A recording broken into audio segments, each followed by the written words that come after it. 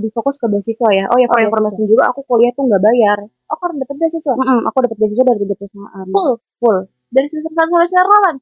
Dari semester 2, dari semester 1, dari semester 2 sampai nanti aku lulus. Wow. Alfi Radio Gunadarma Frequency Call 34,4 FM. Hai Sobat Alfi Radio, selamat datang di siaran pertama kita yang bakal temani aktivitas kamu selama 30 menit ke depan bareng aku Nadia di sini yang akan membahas seputar kisah inspiratif buat kamu para pelajar dan mahasiswa yang super duper keren. Tapi sebelum itu aku mau sapa sedikit nih untuk Sobat Alfi. Semoga Sobat Alfi yang sedang mendengarkan siaran ini dalam keadaan sehat walafiat, bahagia dan tentunya tetap nontonin kita sampai habis. Karena ngomongin pelajar dan mahasiswa yang super duper keren, aku di sini langsung ngedatengin nih salah satu contoh dari mahasiswa yang super duper keren banget nih Sobat Aufi. Daripada banyak basa-basi, yuk kita sama-sama kulik kisah inspiratif bareng Kanaura, mahasiswi Universitas Indonesia yang berhasil mendapatkan medali emas di kejuaraan Sains Nasional Puskesmas bidang akuntansi tahun 2023. Halo Kanaura. Halo Sobat Aufi. Sebelumnya aku mau ngucapin selamat atas kemenangan kamu yang berhasil membuahkan hasil karena mendapatkan medali emas tentunya ya. Bukan lagi perak loh teman-teman, bukan perunggu juga nih karena tapi langsung emas. Bukan kabupaten, bukan kota, tapi langsung nasional. Coba Alhamdulillah, Masya Allah. Terima kasih Nadia. Gimana sih Kak Naura rasanya bisa ngedapetin medali emas dan langsung di kejuaraan nasional gitu? Jujur, hopefully aku thank to Allah Subhanahu wa Ta'ala karena sudah memberikan kesempatan ini sama aku. Apalagi ini sekarang udah nasional ya, satu Indonesia. Aku ngelawan banyak banget mahasiswa dari berbagai strata, misalkan strata 1 atau S2, dan juga ini kan aku juara 1 ya, medali emas. Jadi aku merasa bangga juga pada diri aku karena udah ngebangun nama fakultas aku, nama prodi aku, dan juga nama universitas aku sih, dan juga terutama dari orang tua aku sih. Aku kalau jadi kamu juga nggak bakalan nyangka sih. Aku kaget banget pas waktu buka pagi-pagi kan Naura seperti sama. Wow, aku kayak kaget banget kan, padahal waktu ngerjain juga Nyangka gak? yang sebenarnya nyangka nggak nyangka, tapi kalau misalkan lihat dari soalnya itu pas semester 1 semester 2 soalnya masih gampang gitu. Berarti udah dipelajari lah ya. Iya, udah dipelajari selaras dan sejalan sih soal yang aku pelajari sama udah yang aku terapkan di dalam lomba tersebut sih. Udah jauh beda. Sebelumnya aku mau sedikit kulik tentang kamu di UI. Itu kamu masuk jurusan apa? Nah, waktu aku di UI itu, aku masuk jurusan PPKB UI. Jadi PPKB itu tuh kayak dari nilai dan dari portofolio atau juga bisa dari sertifikat-sertifikat kejuaraan atau kemenangan-kemenangan lo sewaktu masa SMA kayak gitu. Jadi memang waktu aku boleh cerita sedikit gak sih Iya, boleh. Boleh banget. Pada saat itu aku masuk PPKB UI itu memang awalnya kan aku tuh udah nyadar nih kalau aku ini dari SMA swasta. SMA swasta yang tidak yang tidak pernah dilirik sama pemerintah tentang achievement-nya atau sama pemerintah setempat deh gitu kan. Jadi karena aku sadar aku masih harus melawan satu sekolah dan harus melawan satu daerah aku pada saat itu ya, Jakarta. Jadi ya udah aku kelas 10 semester 1 aku udah sadar aku di swasta, lo nggak boleh nggak boleh diem-diem aja, lo harus bisa beda dari yang lain. Beda dari apa? Dari cara lo belajar, terus habis itu dari cara lo menggapai cita-cita, dan juga gimana caranya lo bisa kuliah setelah dari SMA ini. Karena kan kenapa aku masuk SMA juga karena memang aku tujuannya ingin kuliah gitu. Jadi ya udah dari kelas 10 aku udah mulai ambis nata nilai. Terus juga karena aku tuh anaknya rada males untuk tes-tes gitu ya. Maksudnya kayak kecuali untuk lomba-lomba. Jadi ya udah deh, karena ada info SNBT ya kalau salah ya dulu yang namanya untuk nilai, yaudah, dan ada PPKB, ya udah akhirnya aku perbagus nilai aku. Dan kebetulan swasta itu peluangnya untuk anak-anak swasta, jangan sedih juga ya sama swasta, karena kalian itu peluang untuk masuk universitas negeri itu sebenarnya tinggi banget karena kalian bisa ngatur nilai kalian bisa minta sama guru-guru kalian, Bu, misalnya ini tuh target nilai tes gini, bisa nggak ya aku mendapatkan nilai tersebut, saya harus apa begitu loh. Harus sering didiskusiin ya sama guru-guru ya. Kamu kan ngambil kalau nggak salah vokasi. Iya, betul. Kira-kira kenapa sih kamu tiba-tiba masuk ikut lomba akuntansi? Motivasinya apa? Soalnya kan kamu kan juga SMA nih. Jurusan apa? IPA, IPS? Aku jurusan IPS. Jurusan IPS? Iya. Aku sempat ngiranya kamu tuh SMK jurusan akuntansi. Akuntansi ya? Iya, Karena kayak kok sih tapi SMA Iya. gitu loh. Kenapa tuh kira-kira? Apa sih motivasinya? Nah, sebenarnya kalau misalnya ditanya aku, ini tuh pertanyaannya karena kenapa aku masuk SMA ya? Iya. Iya, kalau SMA ditanya kenapa SMA, karena waktu itu background aku masuk SMA sebenarnya aku daftar ke salah satu SMA MAN favorit di Indonesia waktu itu namanya MAN IC. MAN IC. MAN IC tapi aku di Papua sama di Gorontalo. Wow. Di Gorontalo itu ya aku nggak lolos, ya Papua juga nggak lolos sih. Sebenarnya itu tuh karena aku nggak direstuin sama mama aku karena kejauhan kan Papua gitu secara. Terus habis itu aku daftar lah. Aku udah telat banget nih daftarnya. Pokoknya aku tuh terlalu ambisius ke MAN IC sama satu lagi SMA apa ya aku lupa. Pokoknya yang logonya gambar elang aku lupa apa ya namanya. Oh, MH Tamrin. MH Tamrin. Iya, MH Tamrin. Nah, itu tuh aku gak jadi karena kan aku waktu itu fokusnya ke MAN IC karena mama tuh maunya SMA tapi berbau Islam kayak gitu loh. Ini saya sama emak soalnya. Nah, terus habis itu ya udah deh, aku daftar ke MAN 15, aku ternyata keterima. Tapi tuh aku diumuminnya setelah pengumuman. Jadi kayak sehari setelah pengumuman. Dan ternyata bangku aku itu tuh udah diambil kan itu mandiri ya biasanya. Aku udah diambil tuh. Ya udah jadinya karena di daerah aku itu ada beberapa SMA swasta, jadi aku menjatuhkan pilihan aku utama ke SMA PKP karena juga deket sih dari rumah kayak gitu. Dan kenapa milih SMA? Karena memang tujuan aku tuh mau apa ya, mau lanjut ke kuliah dan pada saat itu memang aku ambisius dari SMP. Aku tuh mau jadi auditor atau mau jadi akuntan sebenarnya. Mau kayak mamah intinya. Berarti motivasi Backgroundnya, kamu role model. ikutin itu karena pengen jadi kayak mamah lah ya, Iya akuntansi betul. gitu ya. Tapi sebelum perlombaan yang kemarin di kejuaraan sains nasional itu, kamu pernah nggak sih ikutin lomba-lomba juga sebelumnya? Nah, sebenarnya kalau untuk lomba yang puskesmas ini itu tuh aku baru pada saat kuliah. Tapi kalau misalkan di kulik dari background aku waktu semasa SMA itu aku pernah juara 3 lomba olimpiade nasional juga. Tapi waktu itu di Universitas USU.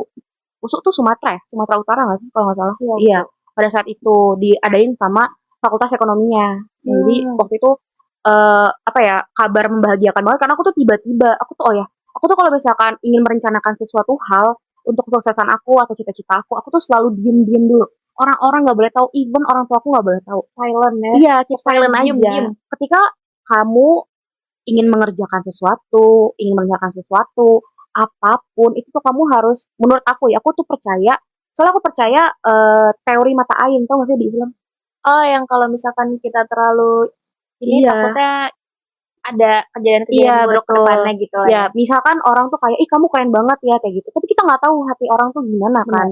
Jadi aku tuh diem-diem aja ketika nanti hasilnya udah, pokoknya aku tuh akan umumin kalau aku menang. Gimana ya? Pokoknya aku akan bilang ke, akan bilang ke masyarakat hasilnya, tapi hasilnya yang bagus-bagus aja. Kalau yang gagal, yang juaranya jelek, ya udah itu aku nggak umumin, di keep sendiri aja. Tapi nanti aku masukin di CV atau portofolio aku aja sih sebenarnya, itu buat referensi aku. Gitu. Jadi kalau misalkan ditanya udah pernah ikut semasa SMA, aku udah waktu itu Olimpiade Ekonomi juara 3, Bahasa Indonesia waktu itu 5 besar.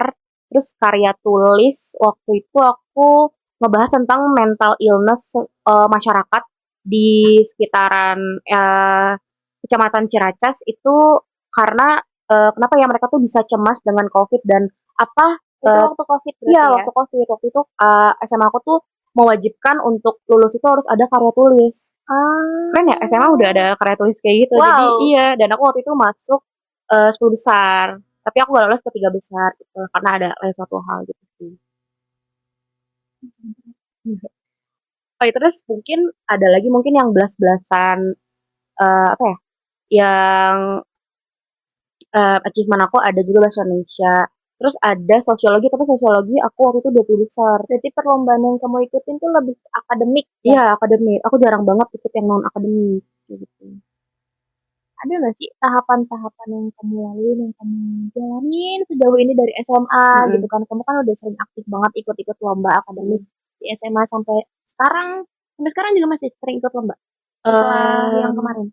Nah, kalau sekarang aku mungkin lebih fokus ke beasiswa ya. Oh ya, for information juga, aku kuliah tuh nggak bayar. Oh, karena dapet beasiswa? Aku dapet beasiswa dari tiga perusahaan. Full? Dari semester 1 sampai semester 8? Dari semester 2, dari semester 1. Dari semester 2 sampai nanti aku lulus. Wow. Gitu. Boleh tepuk tangan. Thank you. Sebenarnya tiga perusahaan ini tuh, misalnya kayak ada satu perusahaan yang 20%, ada yang 3 juta per semester kayak gitu. Gitu sih. Tapi berarti nge-backup dari Iya. 3 perusahaan itu nge-backup lah ya. Betul, dan itu juga perusahaan swasta. Boleh tahu nggak gimana caranya dapat beasiswa itu? Kayaknya Nah, menarik buat kalau dibahas nih dapat teman-teman. beasiswa itu aku pertama aku tuh kulik-kulik dari kakak tingkat aku. Aku cari tahu ini gimana ya Kak caranya. Dan itu kan pertama kamu tuh harus butuh CV, portofolio, esai, dan kenapa intinya tuh esainya adalah kenapa perusahaan harus nerima kamu kayak gitu. Apa yang akan kamu kontribusikan kepada perusahaan? Setelah dapat Seperti iya, beasiswa setelah dapat begitu ya? beasiswanya selama 3 tahun ke depan dan 5 tahun ke depan biasanya kayak gitu. Nah sama kayak waktu PPKB kan juga buat esai kan, gitu. Nah terus habis itu ya udah deh aku cari-cari infonya dan kebetulan juga aku kan dapat beasiswa dari Infobank ya. Nah pada saat itu memang aku tuh deket sama direktur utamanya, Pak Eko. Nah pada saat itu aku ditawarin sama Pak Eko langsung karena apa ya ada buka lah di situ, ada buka award scholarship pada saat itu. Ya udah aku akhirnya daftar. Nah aku tuh pernah waktu semester 1 daftar, tapi waktu itu ketolak. Akhirnya aku daftar ke batch selanjutnya tahun depannya, semester depannya. Akhirnya aku iya, kan aku improvisasi dari kegagalan aku ya. Terus ya udah deh akhirnya aku terima alhamdulillah seperti itu. Dan kalau misalkan 2 perusahaan lainnya itu dari UI sih sebenarnya. Kamu tahu ini nggak orang terkaya di Indonesia? Pokoknya dia tiga terkaya sih. Namanya itu Dokter Lotokong kalau nggak salah. Nah itu, oh iya, iya itu juga beliau juga termasuk. yang ngasih aku beasiswa dari apa ya? Dari apa ya namanya itu? Adalah dari kantornya beliau. Nah iya gitu. Dia juga ngasih aku beasiswa gitu. Berarti tips and trick buat kalian yang mau dapetin beasiswa, kulik terus pokoknya, cari ke siapapun, tanya-tanya Iya, gitu lah ya. tanya-tanya terus. Jangan males Cari bertanya. informasi. Benar-benar. Oke, berarti itu termasuk ke dalam tahapan yang kamu buat sampai ke titik ini gitu lah ya. Iya, Ada lagi nggak sih tahapan-tahapan yang kamu lalui? Nah, tahapan-tahapan apa nih? Dari lomba atau beasiswa? Lomba boleh. Nah, dari lomba itu persiapannya, kalau akuntansi sendiri, itu tuh sebenarnya gak jauh-jauh dari mata kuliah semester 1 sampai sekarang yang kamu pelajari. Sebenarnya, kenapa aku vokasi juga? Itu karena sebenarnya S1 akuntansi sama vokasi itu sebenarnya gak ada bedanya. Mata pelajarannya, bukunya pun juga sama. Kebijakan akuntansi, IFRS, dan SKSAP itu tuh sama-sama kita pelajari.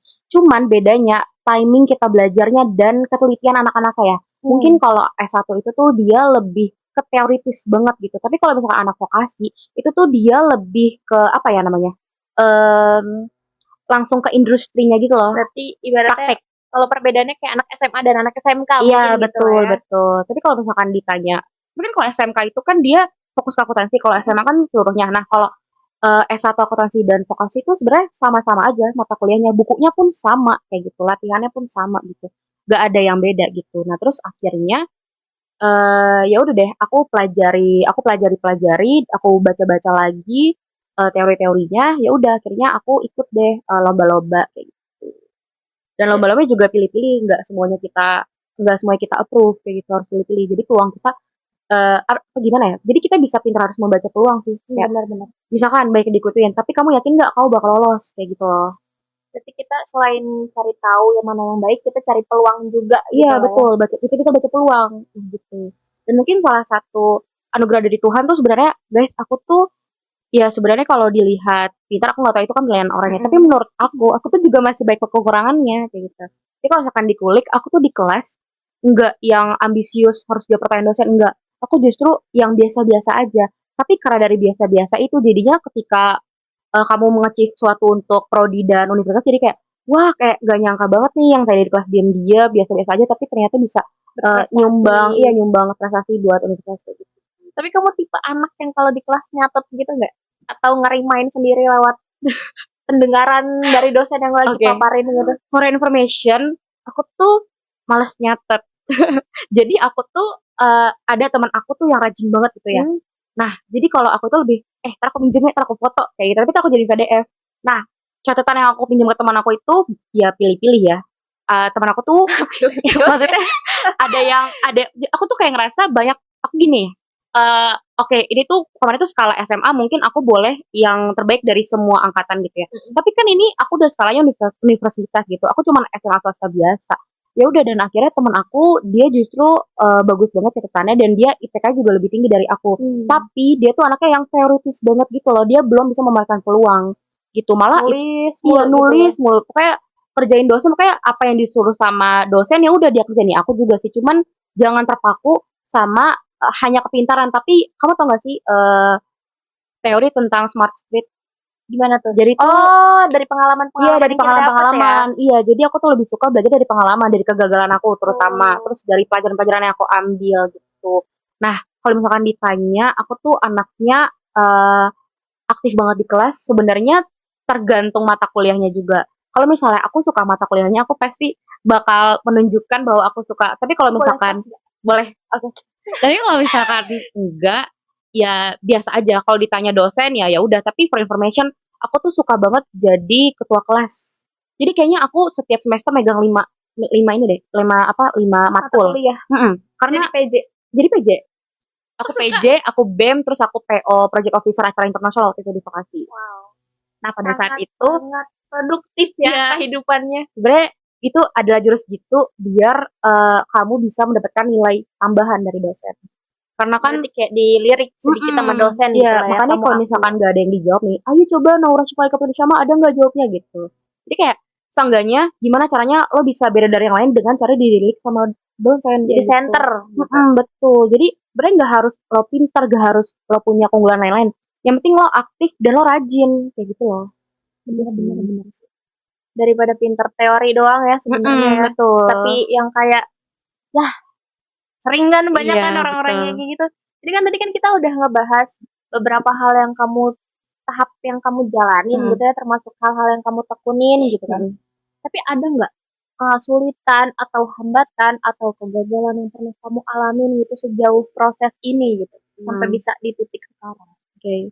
Mungkin dari kesulitan dulu kali ya. Boleh. Jujur, aku itu lahir dari keluarga yang biasa-biasa aja dan sederhana aja. Bisa mencukupi seluruh kebutuhan. Mama aku tuh sama ayah aku, pokoknya pendidikan anak tuh pertama kayak gitu. Nomor Gimana satu. caranya nomor satu pendidikan anak itu. Nah, dari kesusahan aku itu, aku manfaatkan gimana ya? Gini loh, jadi bahasa kasar ya, lo tuh udah tahu lo dari SMA swasta, lo dari anak biasa-biasa aja, gimana nanti lo bisa berbeda dari anak-anak yang lainnya yang mereka tuh udah punya keunggulan sendiri. Ya udah akhirnya aku manfaatin. Pertama, aku bangun relasi juga. Bangun relasi dari dalam universitas maupun luar universitas. Terus kedua, aku tuh nggak punya orang dalam.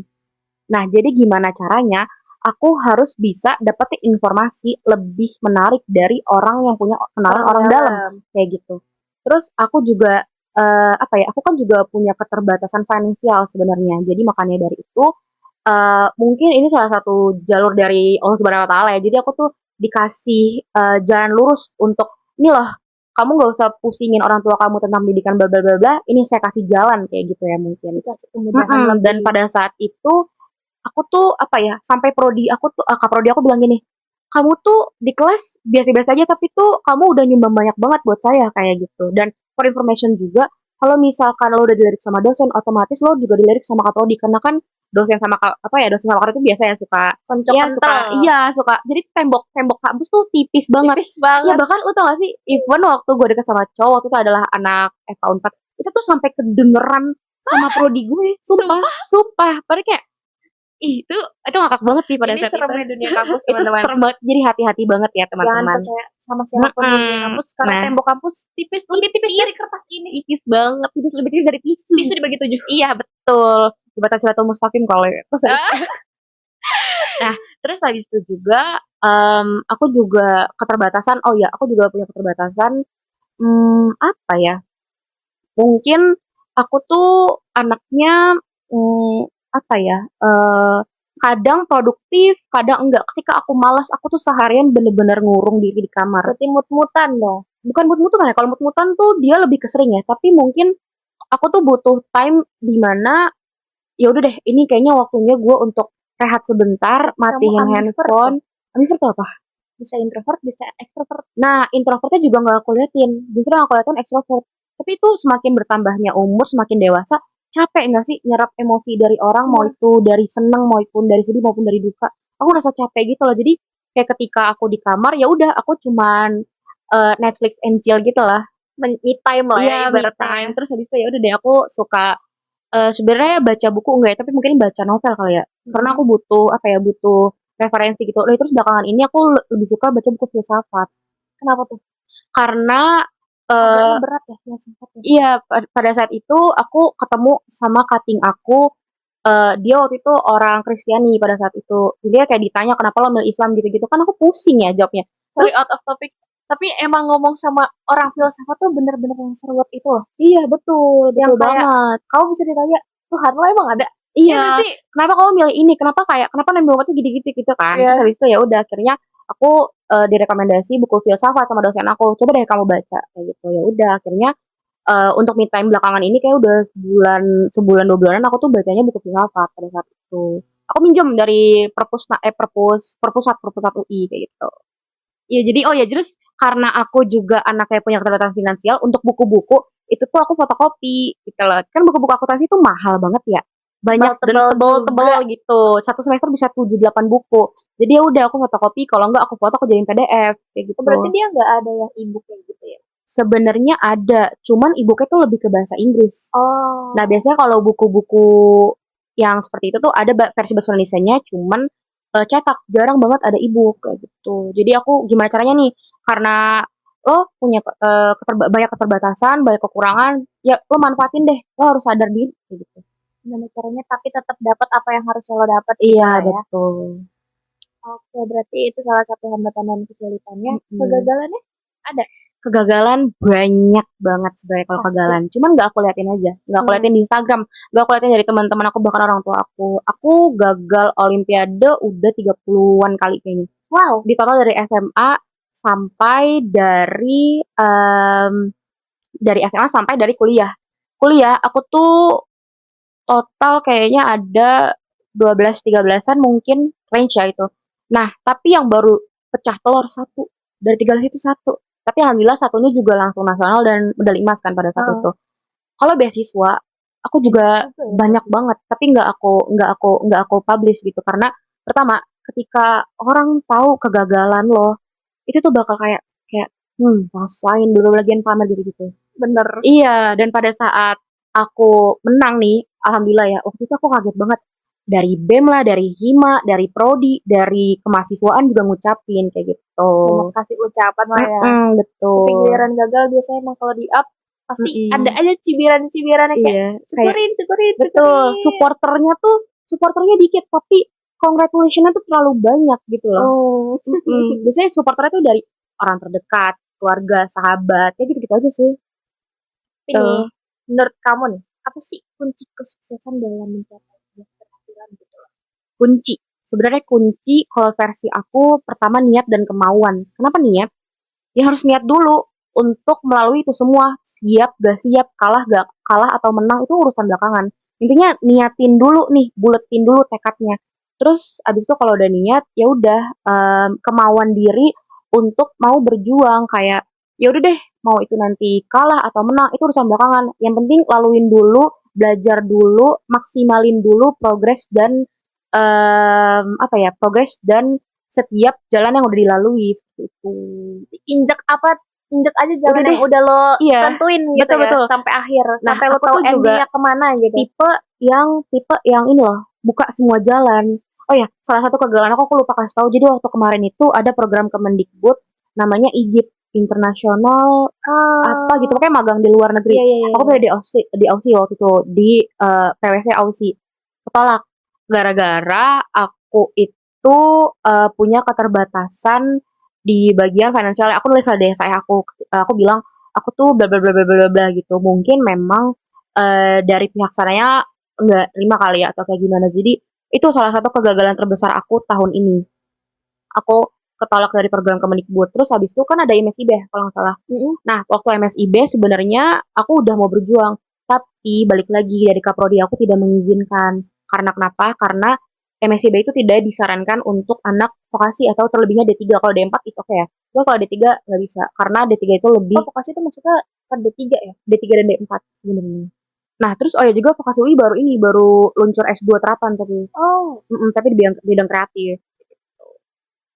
Oke. Dari semua keberhasilan yang kamu nih Mm-mm. dan kegagalan yang kamu, Betul. pasti banyak banget orang yang ngedukung kamu yang kasih. Ibaratnya jadi support system lah ya. Iya, betul. Itu siapa sih orang-orang di belakang kamu yang selalu kasih semangat kayak, ayo Naura, jangan putus semangat, tetap Mm-mm. jalanin, tetap ambil peluang, itu Mm-mm. ada gak orang-orang gitu? Ada, pertama sih mama aku banget ya, karena aduh jadi pengen nangis. Jadi tuh mama aku, Bisa dong tolong. nah jadi tuh mama aku tuh yang apa namanya, yang waktu itu oke, sorry. Nih jadi mama aku itu eh aku terima PPKB nih. Aku juga terima UBK terus terus aku kayak mama aku bilang waktu itu ayah aku tuh setujunya aku langsung kerja. Aku nggak boleh menunggu Hmm. universitas karena memang dari background keluarga ayah aku tuh ya pokoknya habis dari SMA atau SMK ya langsung kerja gitu. Tapi kalau dari background mamaku, gimana caranya pendidikan itu nomor satu. Jadi mamaku justru yang mendukung aku dari nol banget, yang dari aku nggak tahu Paling apa-apa. tinggi ya. Iya dari SMA juga karena aku tahu nih walaupun aku anak akuntansi tapi kalau ditanya matematika yang lebih rumit gitu-gitu, aku tuh ada keterbatasan juga. Jadi pada saat itu mama aku sempat ini sorry mama aku mau buka sedikit. Jadi tuh backgroundnya aku tuh dulu sempat dilesin sama mamaku, dipanggil guru private matematika. Gimana caranya ya aku tuh bisa pintar matematika gitu. Itu ke rumah gitu. Ke rumah di kamar berdua aku pokoknya apa ya one by one gitu sama gurunya. Ya udah akhirnya waktu itu adalah banyak banget pengeluaran keluarga pada saat itu, tapi mamaku tuh tetap harus enggak ini Naura nggak boleh putus guru lesnya. Gimana caranya ada pengeluaran yang dikorbankan tapi untuk pendidikan anak tuh nggak boleh kayak gitu. Jadi ya udah akhirnya mamaku sih sampai sekarang kayak gitu. Kayak misalkan aku butuh apapun nih dari mama kayak gitu. Itu pertama. Kalau ayah tuh sebagai keren banget ya anak cewek, tapi ayah tuh ketika udah ada hasil ya. Nah, tapi kalau misalkan mama itu tuh lebih ke prosesnya. ya prosesnya, aduh kasihan banget nih bla bla bla bla bla bla gitu. Bahkan kalau misalkan aku tuh pulang, aku tuh anak malam banget anjay. Aku tuh kalau pulang dari universitas pasti selalu malam karena aku tuh nggak suka ngerjain tugas di rumah. Karena kalau di rumah udah kenal kasur. Jadinya mager, mager bangun. Nah, terus habis itu Pokoknya goler-goleran aja deh pokoknya. Terus habis itu ya udah deh. Kayak kemudian support system aku dari siapa ya? Dari sahabat aku. Aku punya 4 sahabat namanya Naila, Aisyah, Ara sama Fanya. Nah, jadi ya udah jadi cuman mereka berempat yang maksudnya yang aku anggap real sahabat gitu loh. Gitu. Karena kan semakin kita umurnya semakin tinggi, semakin besar, semakin naik umur, private life, smart circle tuh lebih bagus ya sih. Bener. Iya, jadi aku mengedepankan itu. Ya, seenggaknya ketika lo punya hidup berkualitas, lo juga harus memiliki orang-orang atau teman-teman dekat yang berkualitas. Benar. Bisa Daripada banyak teman iya. cuman nggak ada yang bisa Betul. nyeimbangin gitu Iya, lah ibaratnya, betul. karena agaknya berat juga ya. Gitu. Selain bisa memanfaatkan keadaan, harus bisa menempatkan diri. Kayak gimana? Ketika kamu ngerasa oh orang ini kayaknya nggak baik deh buat aku, kayaknya dia emang gak suka sama aku, jadi ya udah menjauh aja, langsung cut off aja kayak gitu tuh. Intinya jangan jadi orang yang gak enakan, jadi kita Iya betul. Dan teman-teman dengerin ya aja, jadi people pleaser. Dan tahun ini juga aku kan baru didiagnosis autoimun kan sebenarnya. Nah jadi itu tuh adalah suatu penyakit yang nggak bisa disembuhin. Jadi itu tuh karena aku stres. Aku tuh kalau stres, kalau aku punya pikiran, aku tuh bisa-bisa bentol-bentol yang besar gitu lah, paham gak sih? Berarti bentol mungkin kayak digigit semut atau Kayak digigit serangga. oh Iya, itu tuh banyak. parah banget iya, sampai ke muka-muka pada saat itu. Nah, daripada aku stres, ya udah aku langsung cut aja orang-orang yang gak jelas yang buat Yang apa ya, bikin pengaruh negatif ke diri pengaruh negatif ke diri aku gitu. Bahkan sama my ex boyfriend juga aku kayak oh ya udah karena kamu bikin saya capek mikirin kamu, jadi kayaknya sama sini deh, karena itulah tadi aku tuh masih berjuang, aku masih punya cita-cita yang tinggi banget, pokoknya aku harus gimana caranya aku bisa ngalahin mama kayak gitu lah, karena kan waktu itu mama Jadi patokannya tuh mama gitu iya ya. waktu itu mama pernah jadi auditor, jadi kayak aduh gimana nih caranya kayak gitu. Itu sih kalau dari aku. Dari mama, dari ayah, dari keempat sahabat kamu gitu yang udah berhasil mendukung kamu sejauh ini. Ada nggak sih kata-kata yang mau kalian ucapin nih kali aja nanti mama, ayah, dan 4 sahabat kamu nonton gitu? Ya, okay. Ada gak yang mau diucapin buat mereka? Ada sih.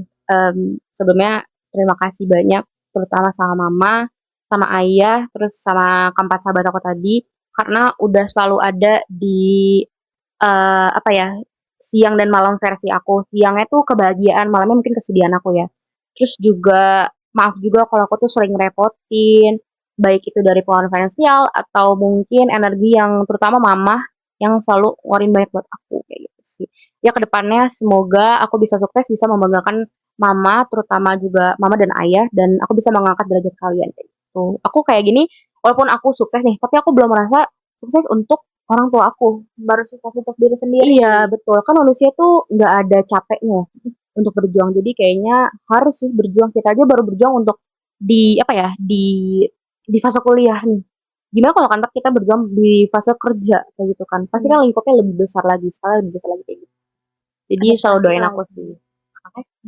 Eh, buat teman-teman yang lagi nonton ini, ada nggak sih pesan-pesan buat kamu, buat para pendengar gitu ibaratnya, yang memiliki impian yang sama sama kamu sekarang, yang kayak mereka tuh pengen loh ada di titik yang sama kayak kamu, yang kayak berhasil meraih kejuaraan-kejuaraan dan mengikuti olimpiade segala macam, itu ada nggak sih pesan-pesan buat mereka? Eh, kuncinya dari aku ketika kamu mau achieve sesuatu, kamu ambisius terhadap suatu hal, tolong keep silent aja. Karena kita nggak ada yang tahu hati orang pertama, nggak ada yang tahu karakter orang ke kita gimana, energi yang kita serap nanti bagaimana. Jadi benar-benar keep silent. Kamu juga terus berjuang. Kalau misalkan nanti suatu saat kamu punya kegagalan, ya udah dikit di kamu aja, disebarin juga ke orang hal-hal yang baiknya aja. Sebenarnya boleh hal-hal yang kegagalan gitu kamu apa ya, kamu share publish, cuman dalam versi aku kayaknya lebih baik untuk kegagalan aku keep sendiri atau mungkin orang-orang terdekat aku gitu kali ya. Tapi kalau misalkan untuk achieve yang udah ada hasilnya, itu baru kamu boleh achieve ke yang lainnya kayak gitu. Karena ketika orang melihat bangga kepada kamu, ya nanti itu adalah apa ya? eh, Ego kamu tuh merasa kayak akhirnya ya aku bisa di sampai titik ini kayak gitu. Dan jangan eh, jangan patah semangat sih, karena di balik kesuksesan juga banyak kegagalan, banyak banget kegagalan atau penderitaan yang sudah kita lewati kan seperti itu. Jadi ya pokoknya terus sebarkan energi positif juga buat orang, karena ketika ingin kamu ingin loh. Jadi ada teori di mana ketika lo ingin mendapatkan energi positif, lo harus menyebarkan Menyebarkan juga, energi positif juga. Nah, itu. Oke, pesan-pesan buat penonton udah, buat mama papa udah. Ini buat kamu nih. Kira-kira kalau misalkan masa yang akan mendatang kamu tiba-tiba bosen atau gimana gitu kan, terus tiba-tiba nonton ini lagi, ada gak sih pesan-pesan buat kamu di masa yang akan datang? Oke, ini untuk Naura ya. Tolong lo jangan males kalau di kamar.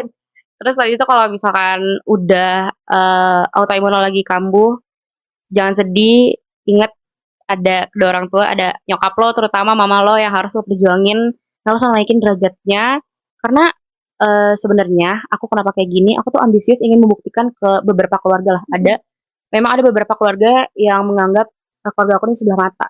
Jadi aku harus dan aku harus membuktikan itu kepada mereka semua, dan akhirnya terjawab sudah kan. Tapi waktu masih di masa kuliah, lo harus jawab ketika nanti lo udah sukses nanti ke mereka. Tapi ingat juga ketika lo nanti udah sukses, walaupun orang-orang yang jibirin keluarga lo, even lo itu, lo harus bisa apa ya, memerdekakan mereka juga. Gimana caranya sebelum lo memerdekakan orang lain, lo harus juga memerdekakan keluarga lo sendiri, baik itu yang pernah menyakiti lo atau mungkin yang pernah membahagiakan lo. Jadi keep strong Naura, I love you.